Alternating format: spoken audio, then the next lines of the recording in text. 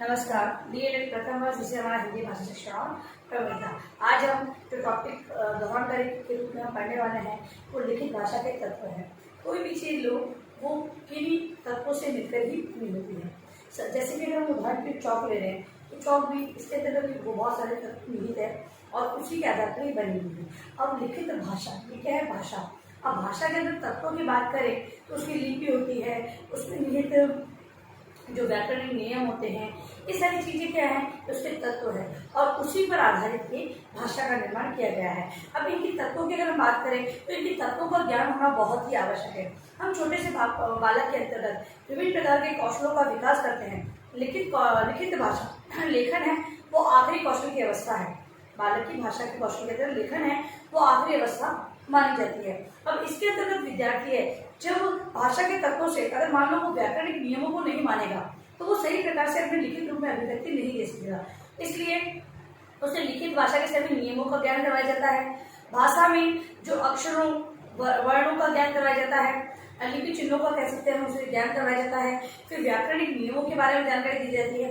अगर भाषा का प्रयोग है किस प्रकार हम किस वाक्यों का प्रयोग हम कर सकते हैं उन वाक्यों की जानकारी दी जाती है। मुहावरे लोकोक्तियों का प्रयोग हम लिखित रूप में लिखित भाषा में किस प्रकार करते हैं ये सारी जानकारी दी जाती है। तभी बालक क्या करता है? लिखित रूप में अपनी अभिव्यक्ति को बहुत अच्छा स्थान दे सकता है, यानी लिखित रूप में अपने भावों विचारों को बहुत अच्छे तरीके से प्रेजेंट करता है। तो वही चीज है कि लिखित भाषा है वो अपने बहुत से तत्व हैं उनको लेते हुए साथ में चलती है और उन्हीं तत्वों के आधार पर लिखित भाषा का निर्माण होता है। अब इसके अंदर जो तत्व है उसको पर्टिकुलर हम लोग बात कर लेते हैं। इसके अंतर्गत सबसे पहला है लिपि। सबसे पहला तत्व है लिपि। लिपि का ज्ञान होना बहुत ही आवश्यक है। यदि लिपि चिन्हों का ज्ञान नहीं होगा तो हम भाषा को आगे की ओर नहीं बढ़ा सकते। कहने का तात्पर्य यह है अगर लिपि चिन्हों से सबसे पहले हम सुनना, अध्यापक कुछ कोई वर्ण है वर्णों को लिखता है तथा उसका उच्चारण करता है, विद्यार्थी इसका श्रवण करते हैं तथा आखिरी में हम इन वर्णों का ज्ञान लिखित रूप में विद्यार्थियों को करते हैं। लिपि चिन्हों का ज्ञान हम विद्यार्थियों को लिखित रूप में करवाते हैं। क्यों करवाते हैं? क्योंकि इसी से आगे की जो बालक की भाषा का विकास इन्हीं लिपि चिन्हों के माध्यम से हो सकेगा। अन्यथा बालक उस भाषा के प्रथम जो अवस्था है उसको भी पार नहीं कर पाएगा। ऐसे तो लिपि का ज्ञान होना बहुत ही आवश्यक है। लिपि है लिपि लिखित भाषा का मूल तत्व है। लिखित भाषा का मूल तत्व है। जब तक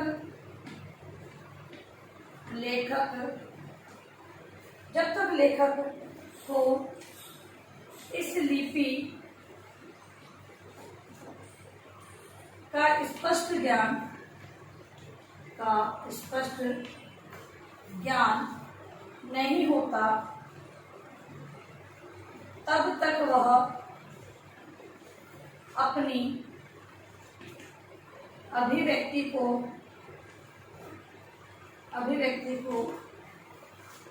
लिखित रूप प्रदान नहीं कर सकता। ठीक है, तो अभिव्यक्ति के अंतर्गत एक लिपि का ज्ञान होना बहुत ही आवश्यक है। यदि लिपि का ज्ञान नहीं होता तो कोई भी लेखक है लिखित रूप में अपने आप को अभिव्यक्त नहीं कर पाएगा। दूसरा तत्व है लिखित भाषा का दूसरा तत्व है वो है शब्द। जब लिपि चिन्हों का ज्ञान हो जाता है उसके बाद विभिन्न प्रकार के इन लिपि चिन्हों के माध्यम से शब्दों का निर्माण। सभी जानते हैं शब्द कैसे? दो या दो से अधिक वर्णों से मेल को हम क्या कहते हैं? शब्द कहते हैं। या फिर उनसे मिले हुए जो एक सार्थक जो शब्द बनता है, ठीक है, उसे हम शब्द का रूप देते हैं। अब शब्दों का ज्ञान नहीं होगा तो हम भाषा को लिखित रूप में अपने विचारों को अगर केवल लिपि चिन्ह न प त, मैं ऐसे बोल रही हूँ न प त, तो इससे क्या ज्ञात हुआ है? इससे कुछ पता नहीं चल रहा। इनको इनके मेल से विभिन्न प्रकार की मात्राओं को लगाकर हम शब्दों का निर्माण करते हैं जो कि एक निश्चित या सार्थक अर्थ प्रदान करते हैं। उसी के आधार पर हम लिखित भाषा के अंतर्गत अपने भावों को व्यक्त कर सकते हैं। तो फिर दूसरा तत्व है शब्द। शब्दों को ज्ञान होना बहुत ही आवश्यक है। यदि शब्दों का ज्ञान एक अध्यापक या लेखक या विद्यार्थी को नहीं होगा, तब तक वो अपने अनुसार अपने लिखित रूप को अभिव्यक्त नहीं कर पाएंगे। अगला है वाक्य।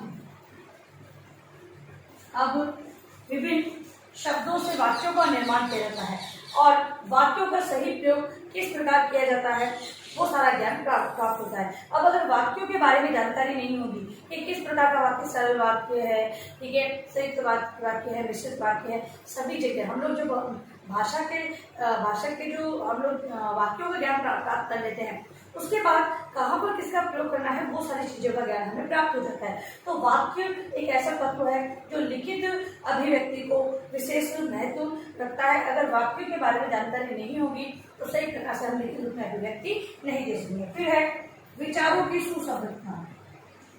विचारों की सुसंगतता,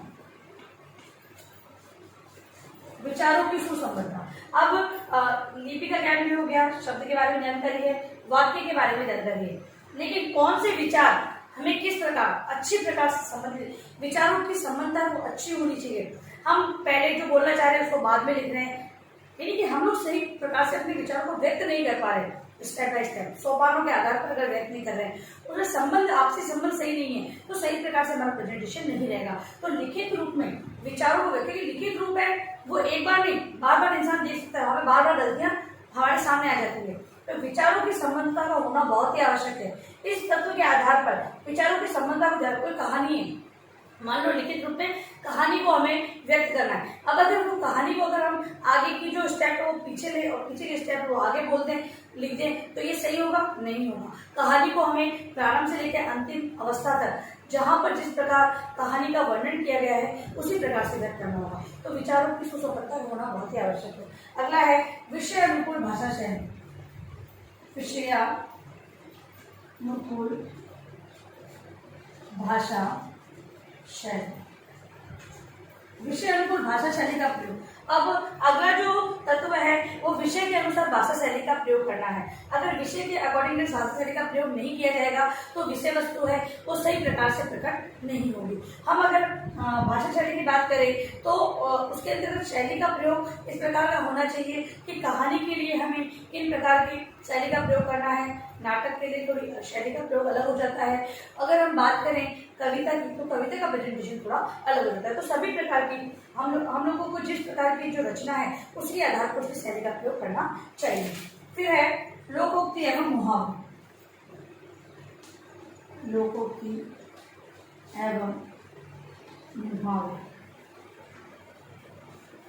अगर हम लिखित भाषा की बात करें तो लिखित भाषा के तत्वों के अंदर लोकोक्ति और मुहावरे भी अपना विशेष महत्व रखते हैं। इसके आधार पर, क्योंकि जो भाषा है वो पहले से बोली गई है, उसके आधार पर उसके लिखित चिन्हों का निर्धारण हुआ, तत्पश्चात उसे हमने लिखित रूप में व्यवहार में लिया है। तो जो बोलचाल की भाषा है उसमें हम लोग देखते हैं कि मुहावरे लोकोक्ति व्याकरण की एक अलग पार्ट, व्याकरण का जो पार्ट है उसके अंदर तो लोकोक्ति मुहावरे को अलग टॉपिक होता है। अभी क्यों होता है? क्योंकि इसका प्रयोग व्यवहार में लिया जा रहा है और उसी आधार पर हम लोकोक्ति और मुहावरों का वर्णन भी करते हैं। और भाषा के अंदर जो व्यक्ति है वो विभिन्न प्रकार के लोकोक्ति और मुहावरों का प्रयोग करता है, तो भाषा की जो स्पष्टता है वो बहुत ही अच्छी हो जाती है और समझने कम वाक्यों के अंदर हम ज्यादा विषय वस्तु को समझने का प्रयास इन लोकोक्ति मुहावरों के आधार पर कर सकते हैं। तो इस तत्व का होना भी बहुत ही आवश्यक है। अगला है सुंदर लेख। लास्ट जो आता है वो तत्व है सुंदर लेख। इस तत्व का होना भी भाषा के अंदर, लिखित भाषा के अंदर बहुत ही आवश्यक है। यदि सारी चीजें हैं लेकिन लिखाई सुंदर नहीं है तो कोई भी आपकी बात को नहीं समझ पाएगा। आप लिखित रूप में कितना भी अच्छा समझाना चाहते हैं, यदि लेख सुंदर नहीं है तो वो सारी आपकी विषय वस्तु वही की वही धरी रह जाती है, वो विषय वस्तु समझ में नहीं आएगी। तो इसलिए लिखित भाषा को जब अभिव्यक्त किया जाए तो इन तत्वों को विशेष स्थान देते हुए, इनको बहुत ही इनकी समझ रखते हुए विषय वस्तु का वर्णन लिखित रूप में करना चाहिए। अब देखिए अपना गृहकार्य प्रश्न।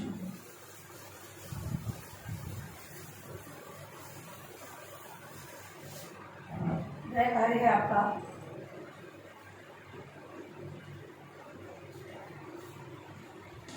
लिखित भाषा के तत्वों का वर्णन।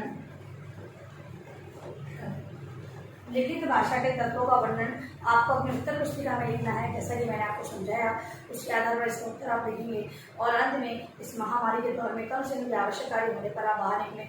यदि बाहर जाते भी हैं तो 3 बातों का विशेष ध्यान रखें। मास्क लगाएं, सोशल डिस्टेंस बनाएं और हाथों को बार-बार सैनिटाइज करें। सोशल मीडिया से ध्यान रखें।